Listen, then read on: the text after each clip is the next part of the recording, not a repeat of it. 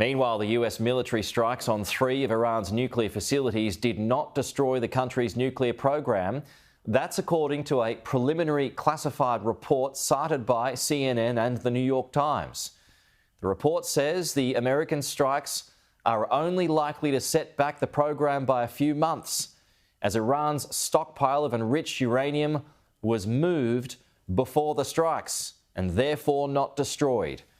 The findings oppose US President Donald Trump's repeated claims that the strikes completely and totally obliterated Iran's nuclear facilities. The White House Press Secretary Caroline Leavitt was revved up this morning, saying in a statement this alleged assessment is flat out wrong and was classified as top secret, but was still leaked to CNN by an anonymous, low-level loser in the intelligence community. The leaking of this alleged assessment is a clear attempt to demean President Trump and discredit the fighter pilots who conducted a perfectly executed mission to obliterate Iran's nuclear program. Everyone knows what happens when you drop 14 30,000-pound bombs perfectly on their targets. Total obliteration.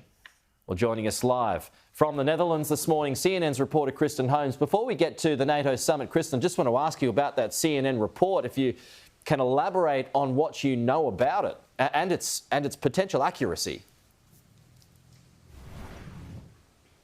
Well, this is an early intelligence assessment, and there are going to be a number of other intelligence assessments. We know the Israelis are going to conduct them. The U.S. is going to have other intelligence reports that it goes to, as well as international groups are going to do their own intelligence assessments. So this is still a preliminary intelligence assessment, but it does show that there was less efficacy with those bombs than President Trump has said. Now, one thing I want to note here is that even just moments after the U.S. planes had left Iranian airspace, President Trump was claiming that the nuclear sites had been completely obliterated. And we knew then, from talking to a number of experts and officials, that it was much too early to tell, that there was not any bomb damage assessment that had been done, and that was going to take days to do over with aerial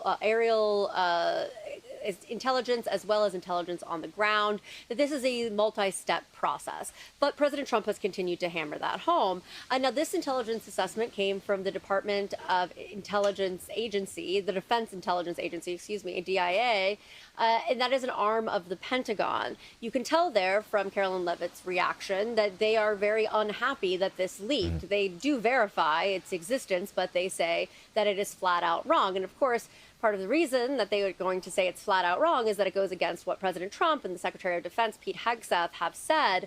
But there's also two things to note why this could be critical. One is, for President Trump, part of the reason he launched those strikes is that it came after he had asked privately to his advisors and allies and officials if those bombs would fully take out the nuclear program, because that's what he wanted to do. He wanted to ensure that once he dropped those bombs, that he'd be able to take out at least most of the nuclear program.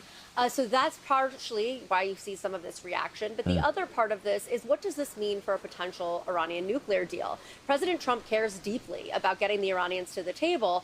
And if this intelligence is true, does that change the terms in which the Iranians would agree to a nuclear deal once they get to the negotiating place? So it'll be interesting to see how this plays out. But yes, as of now, I mean, the White House is pushing back, saying this exists, but they believe it's wrong. But we're still waiting to see a more comprehensive look over time of these intelligence reports. OK, fair enough. Now, let's get to the NATO summit, which is where you are at the moment in the Netherlands. And if you can recap some of the movements today, or the highlights, if you like, of Donald Trump, and some concern from NATO members about what he's said about Article 5.